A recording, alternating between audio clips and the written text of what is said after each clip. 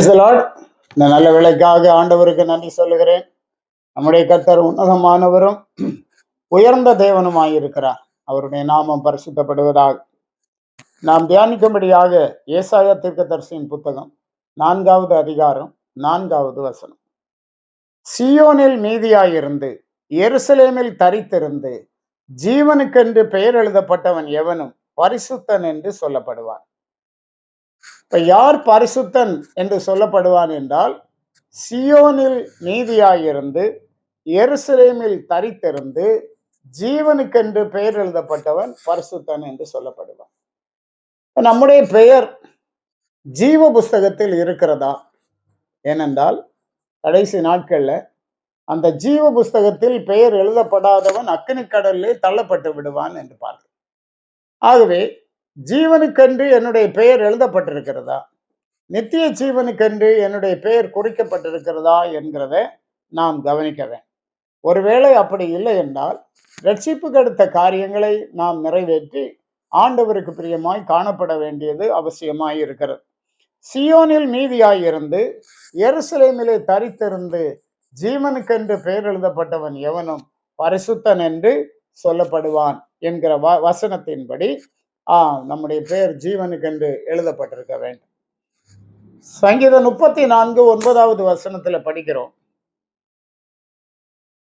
கர்த்தருடைய பரிசுத்தவான்களே அவருக்கு பயந்திருங்கள், அவருக்கு பயந்தவர்களுக்கு குறைவில்லை என்று சொல்லப்பட்டிருக்கு. யார் யார் கர்த்தருக்கு பயப்படுகிறார்களோ, கர்த்தருடைய பரிசுத்தவான்கள் எப்போதும் கர்த்தருக்கு பயந்திருக்க வேண்டும். ஆண்டவரை விட்டு பெருமை கொள்ளக்கூடாது, தேவனை விட்டு தூரம் போகக்கூடாது. அவர்கள் ஆண்டவருக்கு பயந்திருக்க வேண்டும். கர்த்தருடைய பரிசுத்தவான்களே அவருக்கு பயந்திருங்கள், அவருக்கு பயந்தவர்களுக்கு குறைவில்லை என்று அங்கே சொல்லுது. எந்த ஒரு குறையும் இல்லாதபடி சிங்க குட்டிகள் தாழ்ச்சி அடைந்து பட்டினியாயிருக்கும், கர்த்தரை தேடுகிறவர்களுக்கு ஒரு நன்மையும் குறைவு படாது என்று ஆண்டவர் திட்டவட்டமாக சொல்லுகிறார். அவ்விதமாக கர்த்தர் நம்மை பார்த்து கொள்ளுகிற தேவனாய் இருக்கிறார்.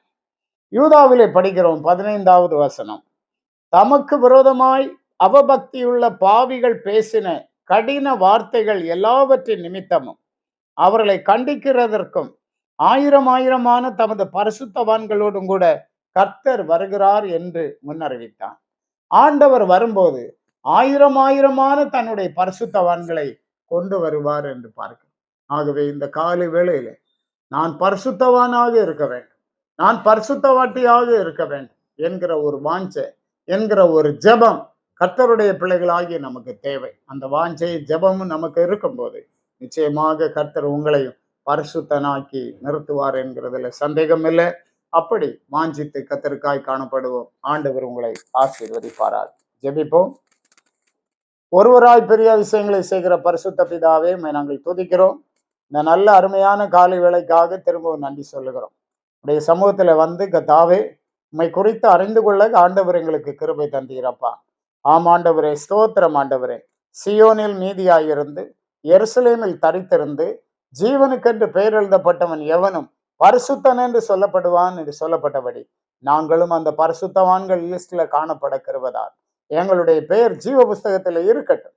உடைய பிள்ளைகளை விசேஷமாய் ஆசீர்வதியும், தெய்வீக நன்மைகளாலும் நிரப்பும், பலப்படுத்தும். இந்த நாளிலும் ஆண்டவரே இவர்கள் பெயர் ஜீவ புஸ்தகத்தில் எழுதப்படும்படியாய், ஒருவேளை இதுவரை எழுதப்படாமல் இருந்தால் எழுதப்படும்படியாய் கர்த்தர் கிருபைத்தார். ஆசீர்வதி. இயேசு மூலம் கேட்கிறோம் பிதாவே. ஆமென். ஆமென். God bless you.